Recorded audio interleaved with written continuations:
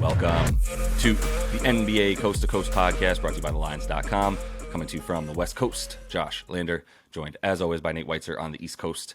And we are looking at 6 games here on Thursday night. In this one, we are taking a look at my Knickerbockers taking on the Sacramento Kings. Need Jalen Brunson to play, as Nate will tell you he's still questionable. We'll go ahead and talk about that one. We've got another game video up for you and our player props, so make sure to like and subscribe to that page. Also, head to thelines.com. You can check out all the stuff we're talking about there and more. A few more player props from guys like Mo and the gang. And then we've also got that odds finder tool up there for you guys. You can make sure that you're getting the best odds available to you from all these books giving you guys bets this season. Nate, let's go ahead and get into this slate real quick and then talk about Kings and Knicks. Yeah, first game up is Houston plus 10 at Indiana. Then we got Charlotte minus 4 at Pistons. Of course, no LaMelo, no Bojan for Detroit. Then the other game we talk about, Utah is plus 3 at Orlando. Totals 234 there. A little high given the circumstances. Warriors minus 2.5 at Memphis as they try to stop losing every single game on the road, and Memphis tries to find some cohesion here after all their bad news. The Nets are plus 12 at Milwaukee because Dinwiddie and Cam Johnson are going to be out for that one. And then we have Knicks plus 2.5 right now at the Kings. Did this total actually open at 225, or was that a misprint somewhere? I can't imagine it was a misprint. That's what I saw when it opened last night. If that's the case, like some odds maker is getting demoted, because that has been hammered since, and it's now 238.5. Sacramento averages nearly 250 points per game at home since the start of January. So against the Knicks team that has been on fire on offense, and lately that does seem completely off. Now we're in the territory where it's like, well, it's been bet up so much that I don't really want any part of it anymore. I might even keep waiting and say, guys, if it gets to 240, 242, then you take the under at this point, because it isn't a Knicks team that will limit the paint. The Kings have not been as prolific shooting threes lately. And we don't know if De'Aaron Fox is going to have his explosion here after missing a couple games with a hamstring issue. He's fully expected to play. The biggest thing this game is contingent on, though, is whether Jalen Brunson's going to play after missing those last 2 with the foot. And then they lose to Charlotte in that one. Even if Jalen plays, I like the Kings. I think this just means more to them. I think the Knicks have proven their stuff during that streak, beating the Celtics twice, etc. I don't think out-of-conference games are going to carry the same weight for them in terms of, we need to get this one. And the Kings are fighting like hell to get this 2 seed, which they just grabbed, and then now they're going to hold on to it. And just to make the playoffs, it's just such a woebegone franchise. I guess they both are to a degree, but the Kings have not lapsed in their concentration at any point, but especially at home. Beating the Clippers twice in this span in these really high-scoring games. Very impressive stuff. And Mike Brown, I feel like, is the type of coach to know how to attack a Tom Thibodeau defense. They just beat the Knicks without De'Aaron Fox, which is a huge difference in their splits, scoring 109 without him versus 122. When he's in there, he was on an absolute tear before missing a couple with that hamstring injury. The concern is that they're kind of Civ-like in the paint, and that they limit assisted field goals, but the Knicks don't really depend on that at all. They're also dead last in opponents' 2-point percentage. So if Jalen plays, there's certainly a good argument that there will be a lot of points in this game, because he's able to operate so much inside the 3-point arc, get himself or other guys good looks there. But I still think it kind of goes under 240. It's just a feeling that the Knicks aren't, your typical team that we've seen coming to Sacramento lately, a la the Clippers, who just are fine, just completely running up and down, going nuts.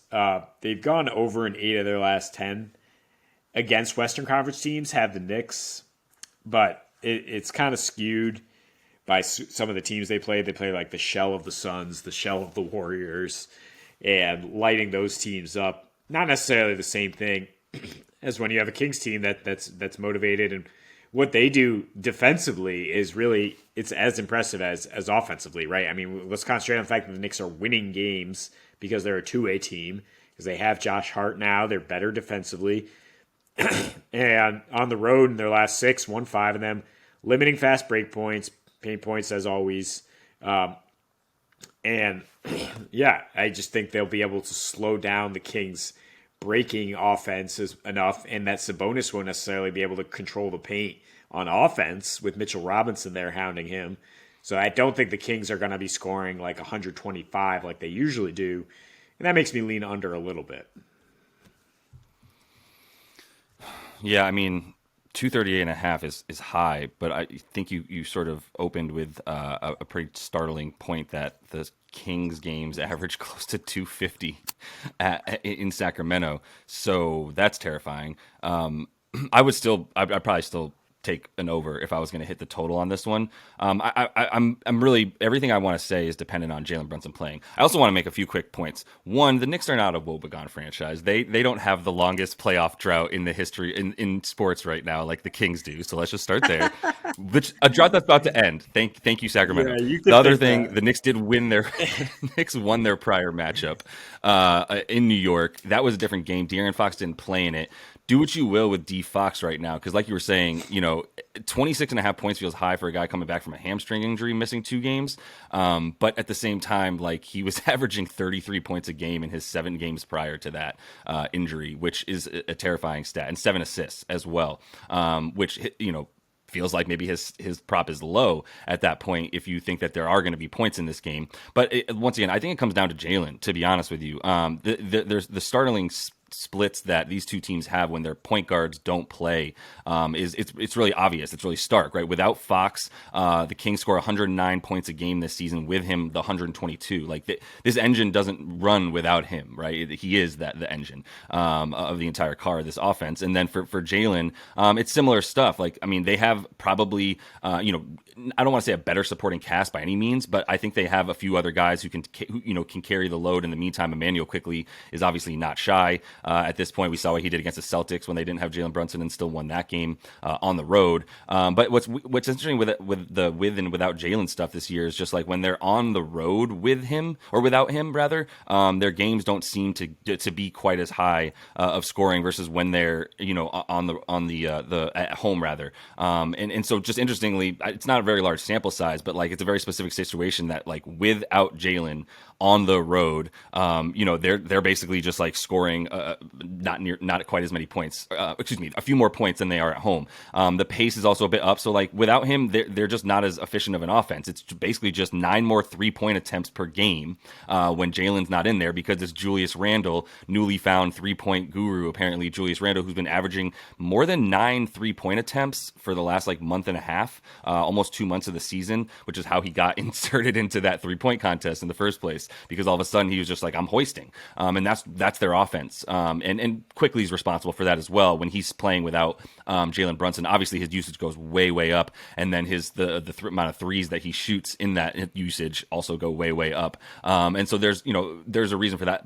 He's a better defender though. Emmanuel Quickly is a better defender than Jalen. He's a very good defender actually. Probably has some all defensive teams in his future. And if he's getting more minutes than Jalen Brunson is, then that also kind of tends to lead me towards a bit less points and a bit of an under. So Jalen not playing really is sort of a bit of a determining factor for me. You kind of made the point. If Jalen doesn't, if you want to get ahead of Jalen not playing, +2.5 or -2.5 for the Kings at home in this situation feels pretty good, knowing that they're going to have their star point guard and captain in De'Aaron Fox. If Jalen Brunson isn't playing, Emmanuel Quickly will still probably have a really good game. I think he'll be able to do his thing, but I think it's more defense, less offense in that situation with Emmanuel than with Jalen, because with the fact that this team doesn't get assists, like they're going to play the same style of ball if Jalen's in there or not. They're just going to have someone who's like a top 5 point guard versus not having him, being able to play those one-on-one style matchups that they create on offense. They need him for that. Quickly probably relies a bit more on certain like pick and rolls and things like that. Yeah, I forgot to mention that the Sacramento Bee in their preview for this game tonight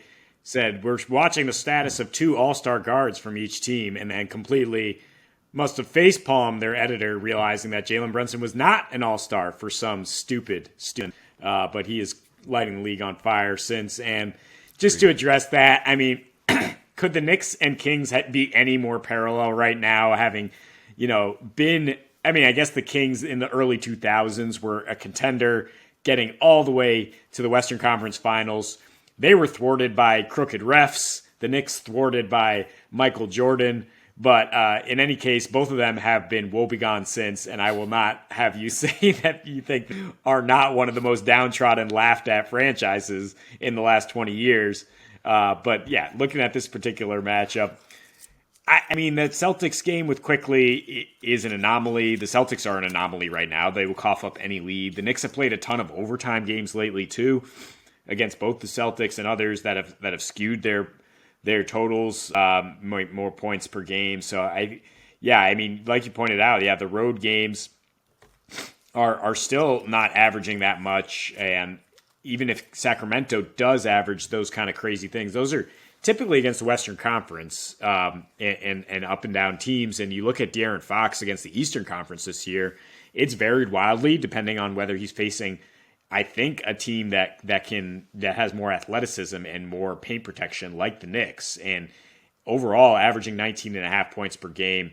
Tibbs is going to have something there for him. And Mike Brown's going to have something there for Julius Randle, who has not been efficient against the Mike Brown coached Warriors the last 5 years or so. Granted, Draymond Green's out there guarding him, but I think, a good coach like Brown, if JR is going to be the top option here, I think that kind of is trouble for the Knicks.